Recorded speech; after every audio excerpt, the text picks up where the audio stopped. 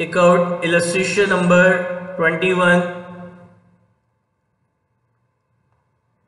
page number 9.42.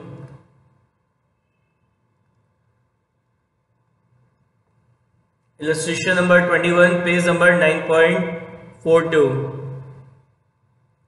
क्या कह रहे हैं? Journalize the following transaction in the books of Harpreet brothers.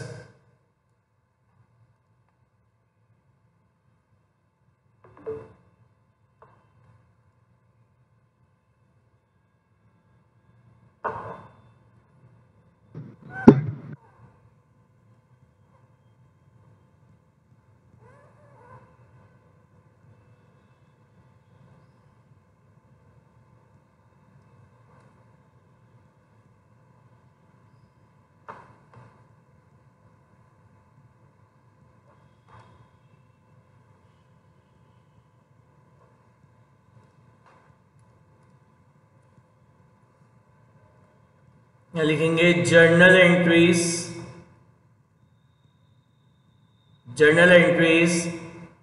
In the books of Harpreet brothers.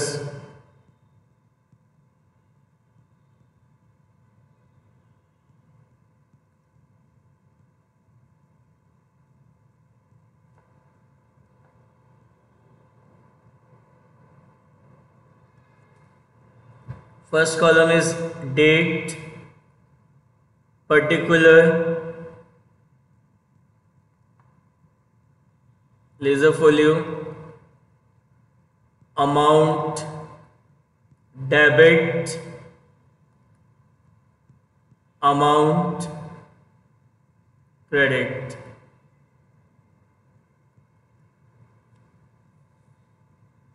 क्या लिखा है point number A? 10,000 due from Rohit were now bad debts. हमें रोहित से 10,000 रुपीज लेने थे, लेकिन अब वो बैड डेब्ट्स हो गए. वो हमारे क्या हो गए? अब बैड डेब्ट्स हो गए. तो कौन कौन से अकाउंट इफेक्ट होंगे यहाँ पे? 10,000 रुपीज हमें रोहित से लेने थे, वो बैड डेब्ट्स हो गए. तो सबसे पहले कौन सा अकाउंट इफेक्ट होगा? यस, एक तो बैड डेब्ट्स हो गए, तो एक तो आपका बैड डेब्ट्स अकाउंट इफेक्ट होगा. देन और कौन सा अकाउंट इफेक्ट होगा आपका? रोहित. कौन सा अकाउंट इफेक्ट होगा? रोहित से हमें 10,000 रुपीज लेने थे, मतलब रोहित हमारा क्या था? डेटर. तो कह रहा है अब रोहित से ये 10,000 रुपीज क्या होंगे? रिकवर नहीं होंगे, वो बैड डेब्ट्स हो चुके हैं. बैड डेब्ट्स क्या? What is the nature of bad debts account? Yes, it is a nominal account in nature. And rule of nominal account is debit all expense, credit all income and gains. तो debit all expense. Rohit हमारा क्या था? Debtor हमारा क्या होता है? Current asset. तो अब ये जो डेटर है, इससे अब पैसा नहीं आएगा, इससे अब पैसा रिकवर नहीं होगा. यानी मेरा ये जो डेटर के नाम का एसेट था, इसकी वैल्यू कम हो गई. तो बिजनेस में जब एसेट की वैल्यू कम होती है तो उसको अपन क्या करते हैं? क्रेडिट. तो इसलिए रोहित अकाउंट हो जाएगा आपका क्या? क्रेडिट. तो यहाँ पे एंट्री क्या पास होगी आपकी? बैड डेब्ट्स अकाउंट डेबिट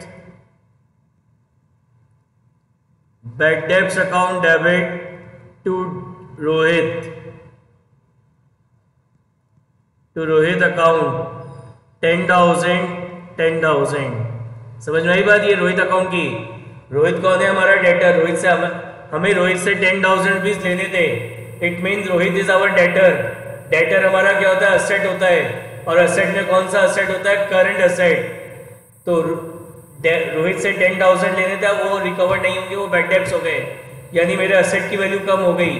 तो बिजनेस में जब एसेट की वैल्यू कम होती है तो उसको अपन क्या करते हैं? क्रेडिट. तो इसलिए यहाँ पे रोहित अकाउंट हो गया क्या? क्रेडिट. बताइए, समझ में आया?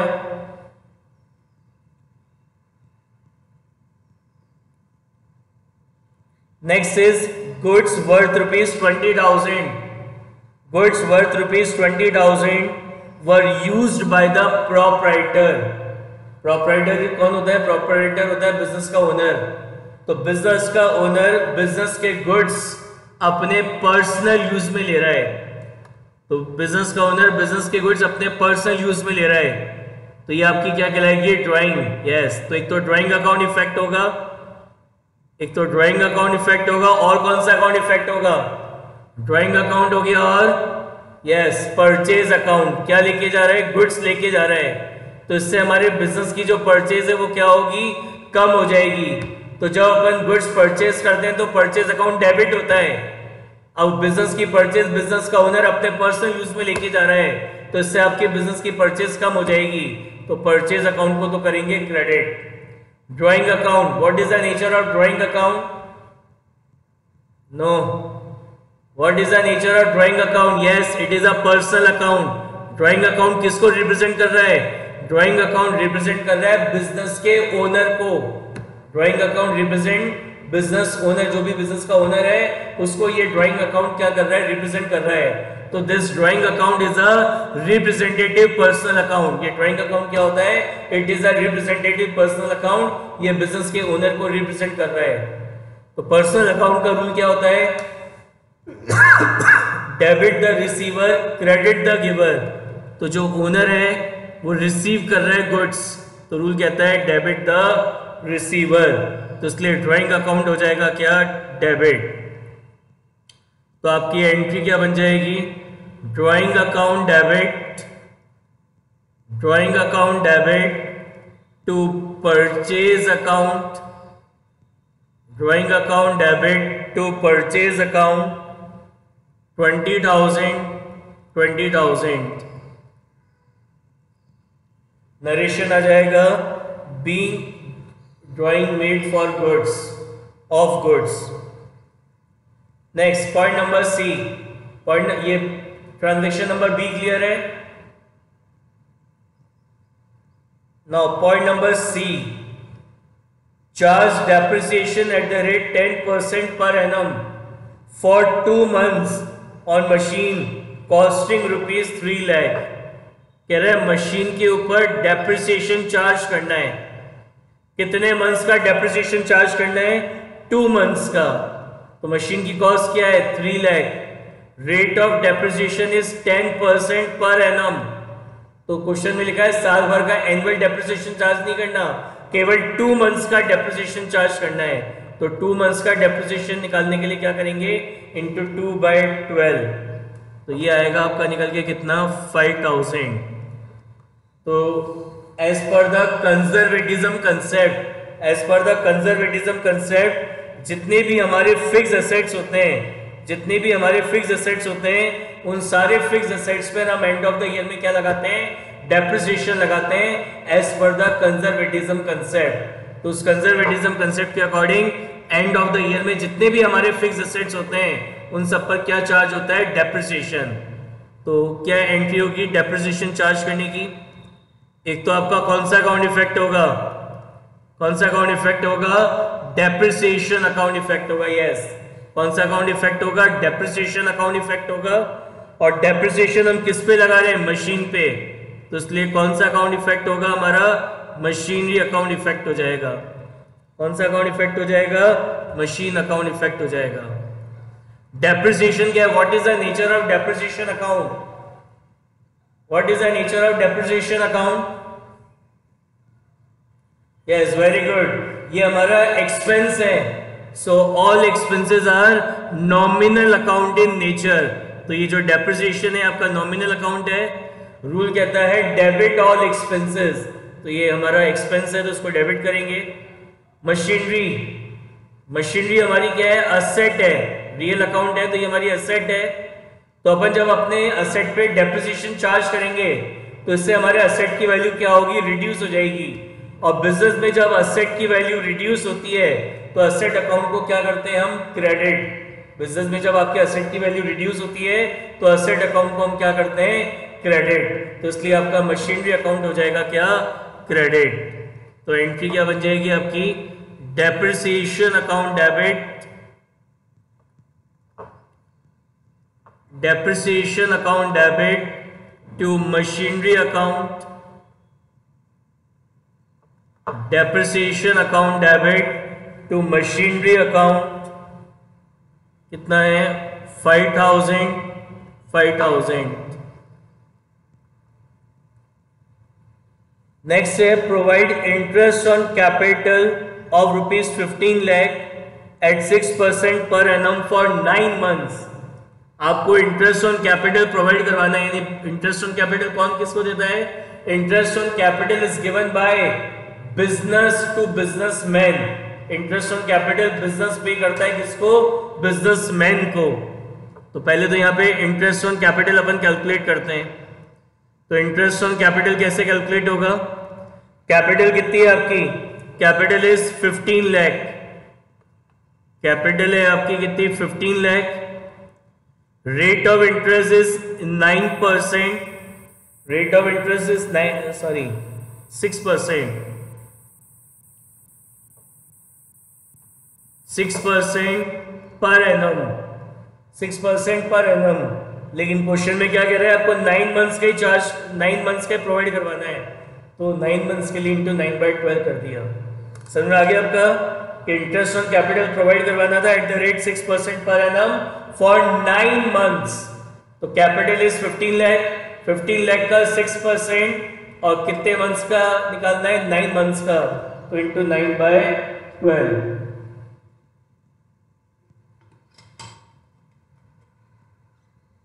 So this interest on capital is given by business to businessman।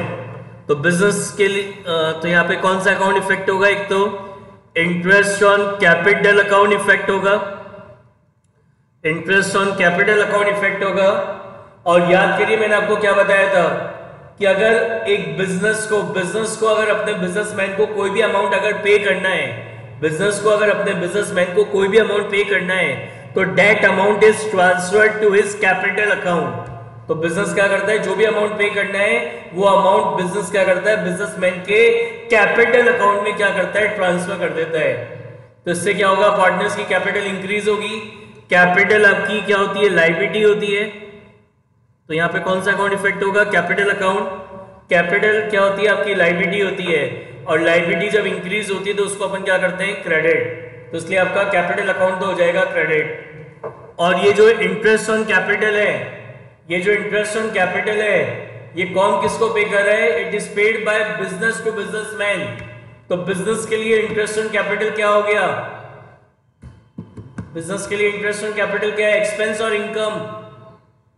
Expense है तो एक्सपेंस है तो कौन सा नेचर हो जाएगा इसका? This interest on capital is expense, so it is nominal account in nature.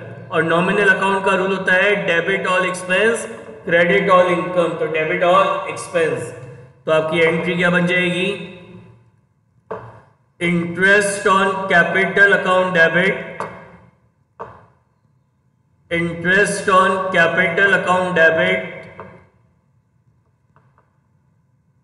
कितना है? इंटरेस्ट ऑन कैपिटल ये निकालेंगे अपन कैलकुलेट करके। तो ये आएगा 67,500। ये निकालोगे तो ये आएगा 67,500 to capital account, to capital account 67,500। Next, Rahul who owned us 20,000। मतलब राहुल जिसने हमसे 20,000 रुपीज ले रखे हैं, यानी राहुल ने हमसे 20,000 ले रखे हैं, यानी राहुल हमारा क्या है? डेटर है। बिकम्स इंसॉल्वेंट, वो इंसॉल्वेंट हो गया। And final dividend of 60 paisa in rupees receive from his state by cheque. और उससे कितना रिसीव हुआ? फाइनल अमाउंट कितना रिसीव हुआ? 60 पैसा इन रुपी, यानी 100 पैसे में 60 पैसा रिसीव हुआ है। और वी कैन से कि जो ये हमारा राहुल है, जो हमारा डेटर है, उससे फाइनली केवल 60% अमाउंट ही क्या होगा? रिकवर होगा। जो रेस्ट 40% अमाउंट है वो अब कभी रिकवर नहीं होगा, बिकॉज राहुल क्या हो गया है? इनसॉल्वेंट हो चुका है। तो जो रेस्ट 40% अमाउंट है वो आपको अब कभी रिकवर नहीं होगा। तो जो अमाउंट इररिकवेबल हो जाता है, रिकवर कभी नहीं होता, वो हमारा क्या कहलाता है? Bad debts. वो हमारा क्या कहलाएगा? बैड डेट्स कहलाएगा। तो राहुल से 60% अमाउंट रिसीव हो रहा है बाय चेक। तो बाय चेक रिसीव हो रहा है 60% अकाउंट। तो कौन सा अकाउंट इफेक्ट होगा? Which account will effect? Yes, bank account effect होगा। 40% अमाउंट अब आपको कभी रिकवर नहीं होने वाला, वो अमाउंट अब आपका इररिकवरेबल हो गया। तो ये जो 40% अमाउंट आपको रिकवर नहीं होगा, तो इसके लिए कौन सा अकाउंट इफेक्ट होगा? यस, वेरी गुड, इसके लिए अकाउंट इफेक्ट होगा bad debts account. Bad debts account, और किससे सेटलमेंट हो रहा है? राहुल का सेटलमेंट हो रहा है, तो इसलिए कौन सा अकाउंट इफेक्ट होगा? राहुल अकाउंट इफेक्ट होगा। What is the nature of bank account? What is the nature of bank account? Yes, it is a personal account in nature. Rule होता है debit the receiver, credit the giver. तो राहुल ने आपको check दिया, वो check आपने अपने bank में डिपॉजिट कराया, तो आपका बैंक चेक रिसीव कर रहा है, डेबिट द रिसीवर। कितने का चेक रिसीव करेगा? 20,000 लेने थे, 60% अमाउंट रिकवर होगा, तो 60% कितना होता है? 12,000। कितना? 12,000। Now what is the nature of this bad debts account? What is the nature of bad debts account? Yes, it is our nominal account in nature, and rule of nominal account is debit all expense, credit all income and gains. So debit all expense, कितना amount recover नहीं होगा? 40%। तो 20,000 का 40% कितना होता है? 8,000। Rahul is a personal account, तो personal account है, तो रूल होता है debit the receiver, credit the giver. तो राहुल हमें अमाउंट दे रहा है, तो रूल होता है क्रेडिट द गिवर। और इस पे अपन एक और कंसेप्ट अप्लाई कर सकते हैं। राहुल हमारा क्या था? डेटर था। डेटर हमारा क्या होता है? असेट। असेट में क्या होता है? Current asset. तो डेटर से सेटलमेंट हो गया, यानी हमारे डेटर की वैल्यू रिड्यूस हो गई। तो डेटर हमारा असेट होता है, और असेट की वैल्यू जब रिड्यूस होती है तो उसको अपन क्या करते हैं? क्रेडिट। तो यहाँ पे आपकी एंट्री हो जाएगी bank account debit, bank account debit 12,000, bad debts account debit, bad debts account debit 8,000, bad debts account debit 8,000 to Rahul account 20,000, to Rahul account 20,000. Next, goods costing rupees 80,000 sold to Mohan. Goods costing rupees 80,000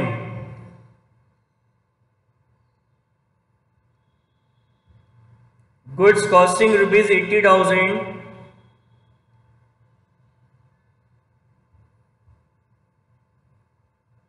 next क्या कह रहे हैं आपसे? Goods costing rupees 80,000 sold to Mohan.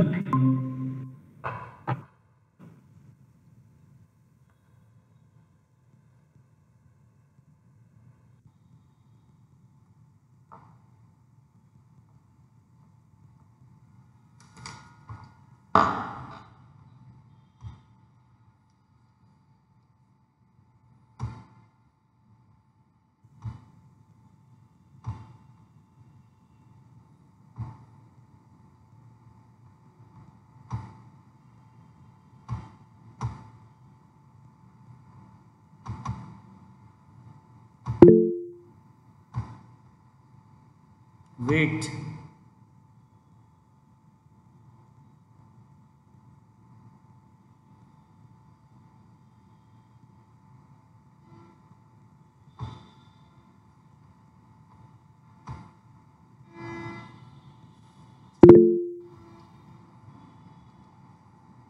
Yes. First see point number F. Goods costing rupees 80,000 sold to Mohan for rupees 1 lakh. 80,000 के cost price की goods हमने मोहन को sold करे कितने में? 1 लाख रुपीज में। कितने में? 1 लाख रुपीज में। किसको सेल करे? मोहन को। तो जिसको सेल कर रहे हैं उसका नेम दे रखा है, it means it is a credit sale. तो कौन कौन सा अकाउंट इफेक्ट होगा? एक तो आपका मोहन अकाउंट इफेक्ट होगा, और क्या सेल कर रहे हैं? गुड्स सेल कर रहे हैं, तो इसलिए कौन सा अकाउंट इफेक्ट होगा? सेल्स अकाउंट इफेक्ट होगा।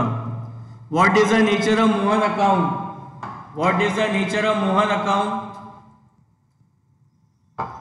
Yes, it is a personal account in nature, and rule of personal account is debit the receiver, credit the giver. तो मोहन रिसीव कर रहे हैं, डेबिट द रिसीवर. सेल करेंगे, इनकम होगी, तो it is our income, so it is nominal account in nature, and rule of nominal account is debit all expense, credit all income and gains. Credit all income and gain. तो यहां पे entry हो जाएगी Mohan account debit, Mohan account debit to sales account, Mohan account debit to sales account 1 lakh 1 lakh. समझ में आई बात?